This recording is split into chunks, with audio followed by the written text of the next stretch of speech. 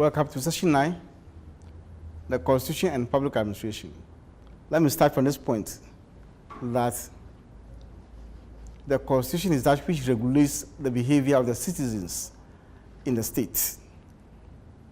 So every action is regulated by the Constitution. We say the Constitution is the supreme law of the state, and all other laws that do not fall in conformity with the Constitution are void.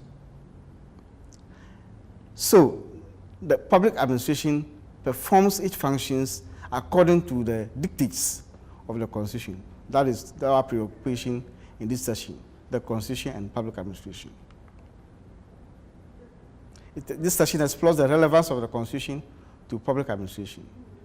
And at the end of it all, we expect students to explain the connotations of constitutions, to discuss the purpose of the role, the purpose and the role of constitutions in limiting government power, and to describe the various classifications of constitutions and their relation with government.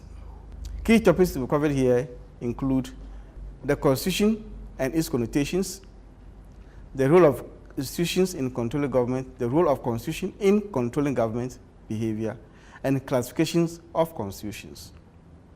Let's start with the Constitution and its connotations. In fact, constitutions, anytime we talk about constitutions, we are talking about a set of rules which governs an organization. And this Constitution defines the powers, the rights, and duties of organizations' members. All these things are seen or put in the Constitution for members to know. In politics, in the political science, Professor Casey here, according to him, the word Constitution has at least two connotations. The first one is widely used. It refers to the whole system of government of a country, the collection of rules and regulations which establish and regulate or govern the government. The collection of rules which establish and regulate or regulate the government. The first connotation of a constitution.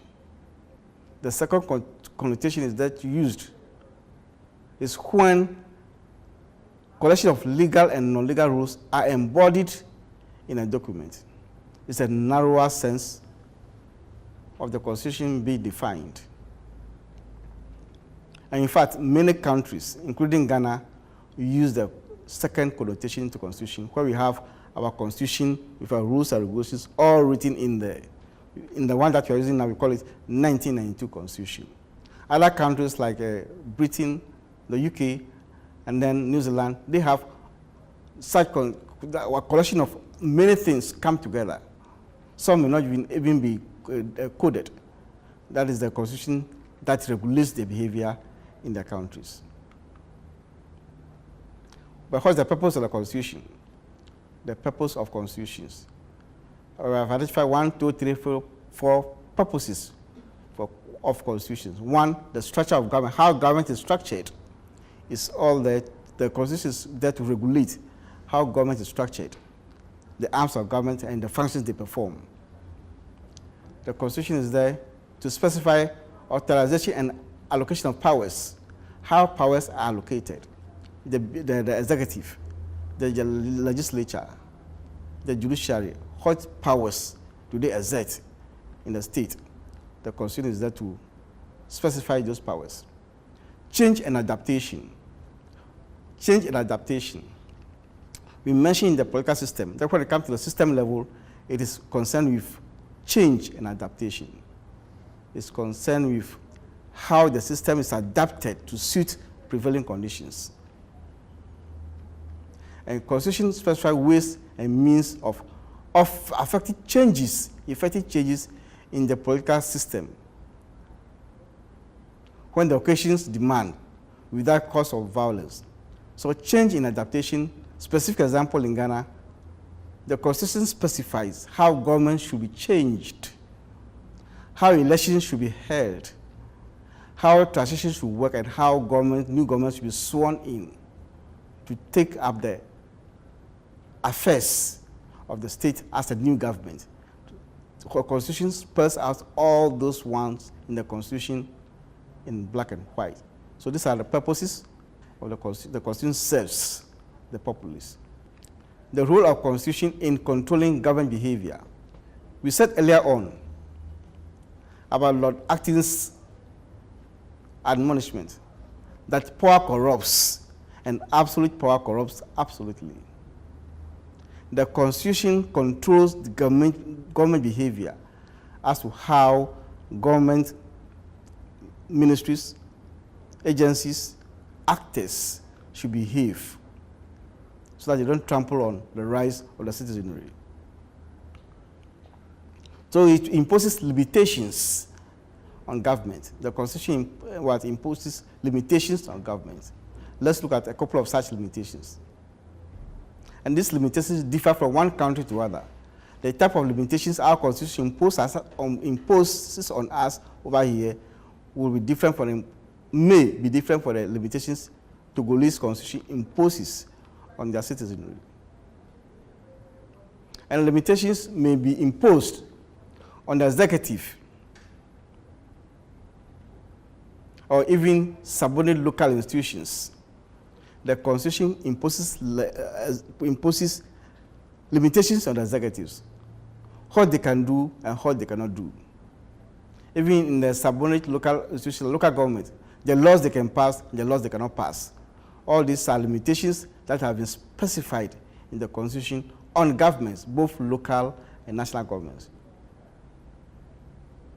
When you come to the legislature, the Constitution even imposes limitations on even the types of laws they can make. And when it comes to amendment, how they should go about amending the Constitution. All these are limitations on governments. And why are these limitations important at all?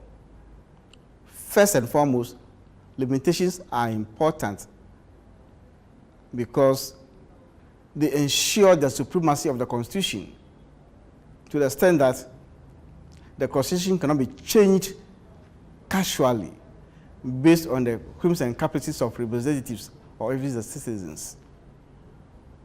To ensure that amendments can only be made when absolutely necessary and only after sober reflections and deliberations. And the Constitution may be framed in such a way that the judiciary enjoys a certain degree of independence from the executive and legislature. Limitations may also be imposed to make it impossible to make certain laws. For example, our Constitution provides that the legislature cannot make what we call ex post facto laws, otherwise called retrogressive laws.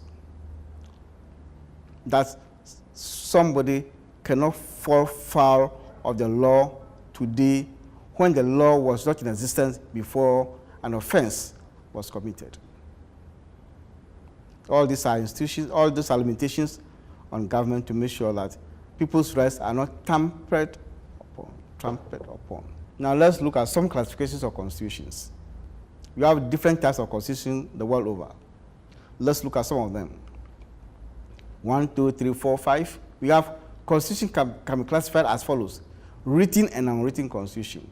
Like I said earlier on, the written constitution is the type that we have in Ghana here, where the rules and regulations that regulate us are all written down in a document called the Constitution, 1990 Constitution. And also mention that in states, in countries like the United Kingdom, New Zealand, Australia, and others, they don't have such a document as we have in Ghana, as we have in the United States of America. They have conventions, they have their other documents, their values system, their cultural systems, all put together. They are not written down, but they use it to sort of regulate behavior of the citizenry.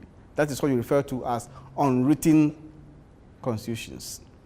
We have flexible and inflexible constitutions based on the ability of the legislature to amend those constitutions. We have presidential and parliamentary constitutions. The presidential constitution is the one that we are practicing in Ghana, where the whole country elects a president. The parliamentary constitution, for example, in the UK, is that where the prime minister is elected from among the legislature, and so on and so forth. Multi-party constitution and single-party constitution, and we can continue and continue. But these are the main classifications of the constitution that countries have worldwide. And I said earlier on, in Ghana here, we have the written constitution that we use to regulate the behavior of citizens in Ghana. Assignments. Explain constitution in your own words. From your understanding of the constitution that we talked about so far, how will you explain constitution in your own words? Give 4 reasons why a state should have a constitution. Why should a state like Ghana have a constitution? And this is a bit tactical. Go back, take the 1992 constitution, read the amendment process in the 1992 constitution for a better understanding of constitutional limitations. Read the chapter on the executive in the 1992 constitution and try to identify 3 limitations on the executive arm of government. Limitations on the executive arm of government as written in the constitution. Try to identify only 3 of such. And look at all the classification of constitutions that we've identified. Which of these does the 1992 Constitution of Ghana fit into? Which of these does not apply to the Ghanaian Constitution? Thank you for this session. Thank you for your attention. Let's go ahead with the next session.